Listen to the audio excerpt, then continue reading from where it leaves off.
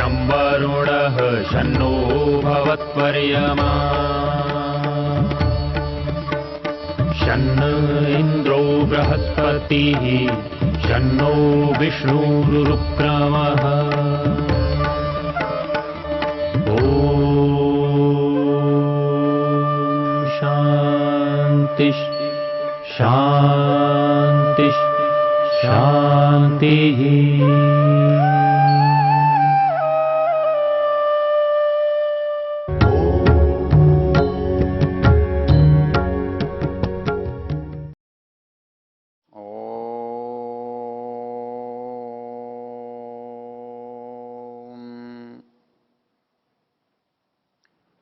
हम इस वेद ज्ञान की चर्चा में ऋग्वेद के 10वें मंडल के 34वें सूक्त पर चर्चा कर रहे हैं।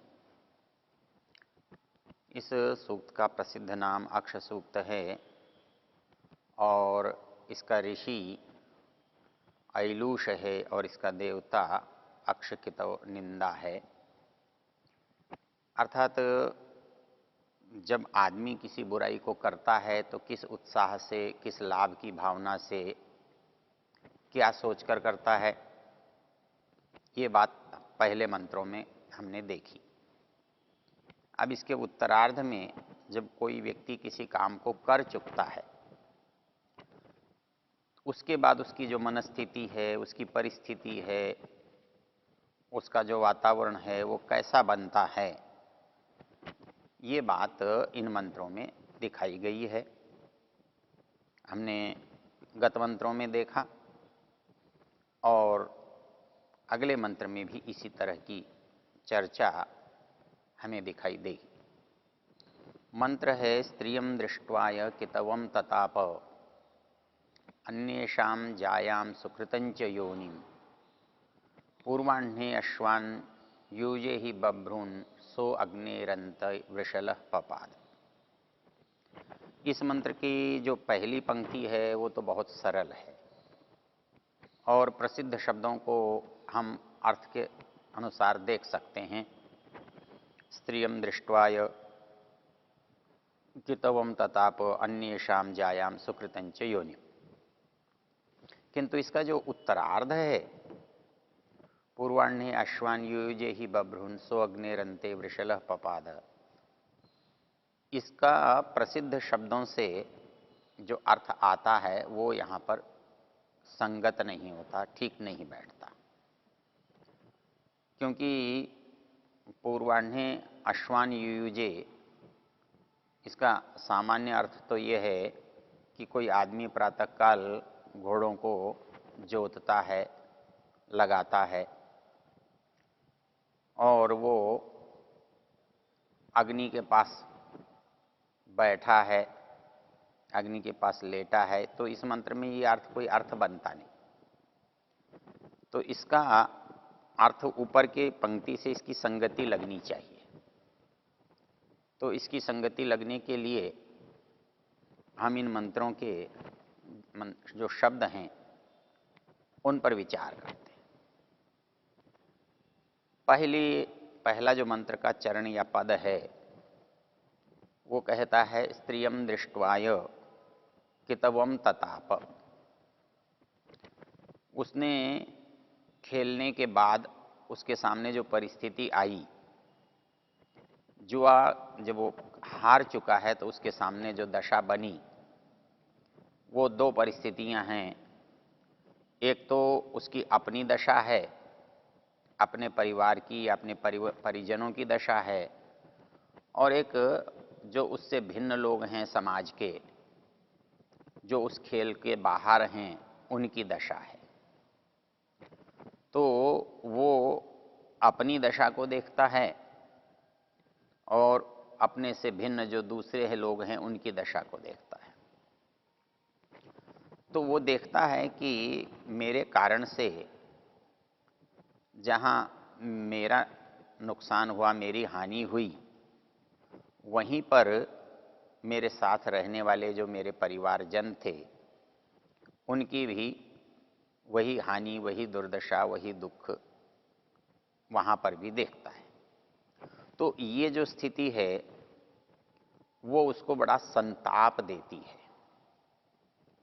जब हम उत्साह में, आवेश में, लोभ में, अज्ञान में जब किसी काम को कर लेते हैं तो करते समय तो हमारे मन में बड़ा अविश्वास होता है, बड़ा आशा होती है कि हम बहुत लाभ उठाएंगे, बहुत अच्छा परिणाम हमारे लिए आएगा। लेकिन जब काम हो जाता है और परिणाम हमारे सामने आता है तो वो हमारे लिए दुख का कारण होता है। उससे हम बहुत परेशान होते हैं और वो परेशानी केवल व्यक्ति तक नहीं रहती, वो व्यक्ति के साथ उसके परिवार के सदस्यों तक भी, संबंधियों तक भी जाती है। तो यहाँ पर वर्णन कर रहा है स्त्रियं दृष्ट्वाय कितवम तताप। जो कितव है, जुआरी है, वो स्त्रियं दृष्ट्वाय तताप, वो अपनी पत्नी को देख करके, पत्नी उपलक्षण है, परिवार की धुरी है, तो पत्नी के साथ सारा परिवार ही इसी तरह का होता है। तो वो कहता है तताप, उसके अंदर संताप हो रहा है। मनुष्य जब सद्बुद्धि में आता है, उसके ऊपर से जो आवेश है, अतिशय उत्साह है, उसका प्रवाह समाप्त हो जाता है, तो उसके अंदर कुछ अनुभव सात्विक भाव को लेकर आ होता है। तब उसे ये लगने लगता है कि मैं तो दुखी हुआ, मैंने तो कष्ट पाया, पर मेरे साथ अकारण ही मेरे साथ रहने वालों को भी दुख होता है। और वो जो दुख होता है या जो दुख हुआ है वो फिर जुआरी के या अपराधी के दुख का कारण बनता है। मनुष्य के अंदर जो संवेदनाएं हैं वो संवेदनाएं दूसरे के दुख से उसको भी दुखी करती हैं। जहाँ जहाँ उसका स्व जुड़ा होता है, जहाँ उसका अपनापन जुड़ा होता है, वहाँ वहाँ उसको उस प्रभाव को देखता है और उस प्रभाव के परिणाम स्वरूप होने वाले कष्टों को देखता है। और उन कष्टों के कारण से मनुष्य अपने अपराध का जो परिणाम है उसके लिए संताप व्यक्त करता है। मनुष्य के साथ एक बड़ी विचित्र बात है, कभी वो दूसरे की प्रेरणा से गलत काम करता है, कभी अपने अंदर के इच्छाओं से गलत काम करता है, कभी वो दूसरों की प्रेरणाओं से अच्छे काम की ओर बढ़ता है, और वो कभी अपने अंदर अच्छे संकल्पों को आने के कारण अच्छे काम की ओर बढ़ता है। इसके लिए साहित्य में एक बड़ी रोचक चर्चा है कि हमको जो सबसे अधिक प्रभावित करता है वो प्रभावित करने वाला पात्र हमारे जीवन में, हमारे परिवार में हमारा जीवन साथी, हमारी पत्नी, हमारी प्रेमिका, हमसे जिसका निकट संबंध है वो होता है। साहित्य के बहुत सारे लाभ जहाँ गिनाए हैं वहाँ उदाहरण के रूप में एक शब्द दिया है और वो शब्द है कि इससे हमें क्या लाभ होता है। तो कहता है कि जैसे एक नायिका अपने नायक को, एक पत्नी अपने पति को, एक प्रेमिका अपने प्रेमी को जैसे बड़े कोमल शब्दों में किसी मार्ग पर चलने के लिए प्रेरित करती है और प्रेरित ही नहीं करती, ऐसा करने के लिए वो प्रेम से उसे बाध्य भी कर देती है। तो ये जो बाध्यता है, ये बाध्यता हमारे अच्छे या बुरे मार्ग पर चलने का कारण बनती है। हम यदि अच्छे लोग हैं या हमारे साथियों में ये गुण है कि वो अच्छाई की ओर जाना चाहते हैं, तो वो जो बात कहते हैं और जो उदाहरण वो देते हैं, उन उदाहरणों से ये पता लगता है कि मनुष्य को अच्छाई की ओर बढ़ना चाहिए। शास्त्रकार कहते हैं, जैसे कोई कांता यदि वो अच्छे रास्ते पर चलते हैं तो अपने बुरे रास्ते पर चलने वाले पति को रामादिवत प्रवर्तितव्यम न रावणादिवत, आपको राम की तरह से अच्छा आचरण करना चाहिए, रावण की तरह से बुरा आचरण नहीं करना चाहिए, क्योंकि रावण की तरह बुरा आचरण करने से, अपराध भाव से, गलत कामों को करने से जैसे उसका नाश हुआ, उसकी पराजय हुई, उसको दुख मिला, वैसे ही आपको भी कष्ट होगा, दुख होगा, पराजय मिलेगी। इसलिए रामादिवत प्रवर्तितव्यम, हमारे लिए जो आदर्श हैं, जो अच्छे हैं, उनको सामने रख करके हमें आगे बढ़ना चाहिए, अच्छाई की ओर बढ़ना चाहिए। हमारे मन में जो ये भाव रहता है कि हमें गलत काम करने से बहुत लाभ होता है, ये जो हमारी प्रवृत्ति है, इसको हमारे उदाहरण जो हैं हमें ठीक समझा पाते हैं। हम देखते हैं उन जीवनों को, उन चरित्रों को, उन व्यक्तियों को जो अपने जीवन में बहुत कष्ट उठाते हैं, लेकिन उनका कष्ट जो है वो कष्ट नहीं होता है, वो उस यात्रा का पड़ाव है, उस ओर से जाने वाले मार्ग की वो परिस्थितियां हैं जिनसे मनुष्य निकलता है। तो वो कष्ट हमारा अंतिम नहीं है, अर्थात हमारे अच्छे काम करने का परिणाम वो कष्ट है, हम ऐसा समझ लेते हैं। हमारे में एक भूल क्या होती है कि हम रास्ते की चीज को लक्ष्य की प्राप्ति समझ लेते हैं। तो रास्ते में चलते हुए जब हम कुछ अच्छे कामों में लगते हैं, अच्छे कामों को करने की इच्छा करते हैं, तो स्वाभाविक रूप से में बहुत सारे कष्ट, दुविधाएं, अभाव आते हैं।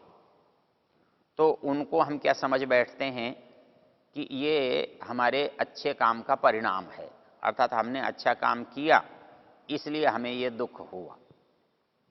लेकिन जो समझदार होते हैं वो रुकते नहीं हैं, वो आगे बढ़ते जाते हैं। वो ये जानते हैं कि ये जो विकट आई है, ये चढ़ाई लगती है पहाड़ की, ये शिखर पर पहुंचने से पहले का परिणाम है।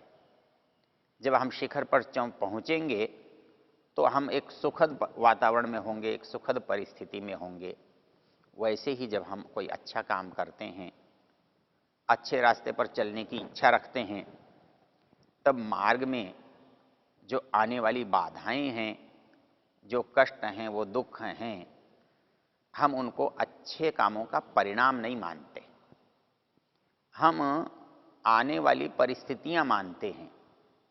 क्योंकि परिणाम तो वो है जहां जाकर व्यक्ति संतुष्ट हो जाता है, पूर्ण हो जाता है, उसके बाद फिर करना कुछ शेष नहीं रहता है। यदि इसका हम अध्ययन करें तो हम देखेंगे कि दुनिया में जितने भी अच्छे व्यक्ति हुए हैं या अच्छा काम करने वाले लोग हैं, वो अच्छा काम करने की इच्छा करते हैं, अच्छा काम करने के लिए चलते हैं, तब उनके साथ बहुत सारे संकट आते हैं।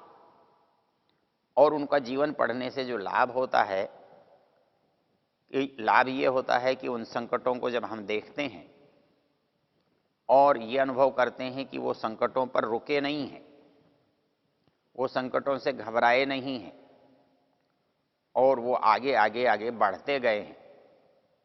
परिणाम स्वरूप जहाँ वो पहुँचे हैं वहाँ दुखों की समाप्ति होती है, वहाँ सुखों की प्राप्ति होती है, वहाँ आनंद का अनुभव होता है। यदि इसको हम कालिदास के शब्दों में कहें तो उन्होंने कुमार संभव में एक बड़ी अच्छी पंक्ति लिखी है, क्लेश फलेन ही पुनर्नवताम विधत्ते। जब हम रास्ते में कितने भी कष्ट पा रहे हों, सफलता से पहले हमको कितने भी दुख क्यों न मिले हों, जब हम सफल हो जाते हैं, जब हमारे कार्य की पूर्णता हो जाती है, तो वो सारे के सारे हमारे दुख जो हैं अनुभव से सुख में बदल जाते हैं। वो दुख भी हमें आनंद का अनुभव करवाते हैं। तो इसलिए मनुष्य को श्रेष्ठ काम करते हुए मार्ग में नहीं रुकना चाहिए। तो हम जो कष्ट अनुभव करते हैं तो अच्छाई में आने वाले कष्ट को हम कष्ट समझते हैं, जबकि बुराई में आने वाला कष्ट अधिक बड़ा होता है। उसके भी दो कारण हैं। अच्छाई में आने वाला कष्ट पहले कष्ट होता है लेकिन परिणाम सुखद होता है, लेकिन बुराई में आने वाला जो कष्ट होता है वो प्रारंभ में सुखद लगता है किंतु परिणाम में दुखद होता है। यदि इसे गीता की भाषा में कहें, परिणामे अमृतोपमम यत्तदग्रे विषमिव परिणामे अमृतोपमम तत्सुखम सात्विकम प्रोक्तम आत्मबुद्धि प्रसादजम। कहता है कि अच्छे की जो परिभाषा है वो ये है आत्मबुद्धि प्रसादजम। जो आत्मा को, जो बुद्धि को प्रसन्नता देता है, जो आनंद का अनुभव कराता है, तो वो जो कार्य है वो श्रेष्ठ होता है। और उसमें आने वाला कष्ट समाप्त होने के बाद आनंद की जो अवधि है, सुख की अवधि है, वो लंबी होती है, बढ़ती है, बहुत दीर्घ काल तक चलती है।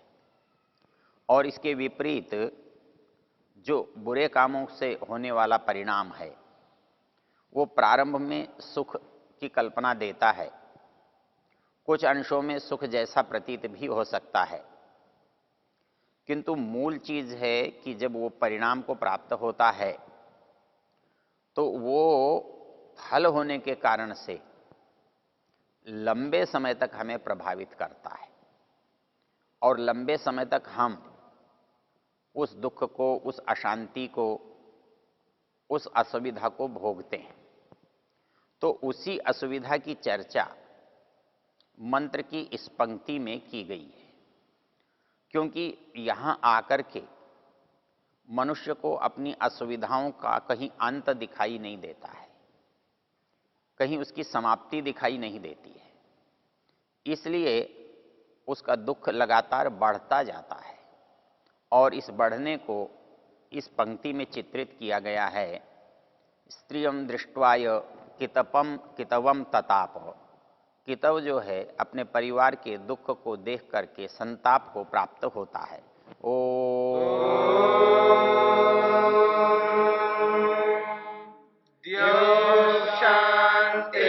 शांतिरंतरिक्षम शांति पृथिवी शांतिरापः शांतिरोषधयः शांतिः वनस्पतयः शांतिर्विश्वे देवा शांतिर्ब्रह्म शांति सर्वं शांति शांतिरेव शांति क्षमा